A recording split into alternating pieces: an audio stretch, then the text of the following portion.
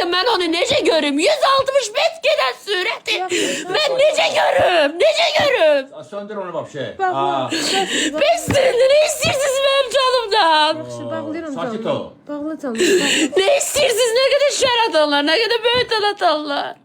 Adam dur. Yorulmuşam, Allah hakkı yorulmuşam. Kedim atıp özümü görmeden rahat taşıyacaksınız. Onlar hamısı kan. 100 bin istediğimiz pulu vermedim diye. Ay karşı taraf. Ona göre yönelirsiniz bunu bana. Ha?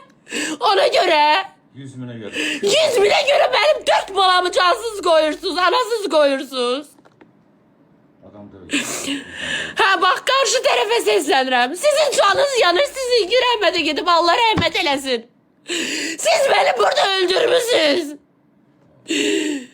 Beni öldürmüşsünüz burada, siz beni diri diri öldürmüşsünüz.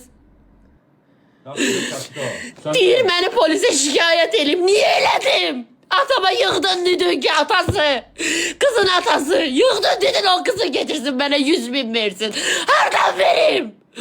Hardan vereyim ben sana bunu? Hadi korku geldi. Kızımın başına oynatıcı. Seslerin durun. Getirin bunları sosyalleştireyim. Gittim şikayet elədim ki ben canımdan korkuram. Ben burada tekem. Tekem burada ben. Ne istiyorsunuz benden? Ne istiyorsunuz? Söndür onu. Bak. Bunları ben danışmıram aylarda Allah şahidimdir benle çekirəm.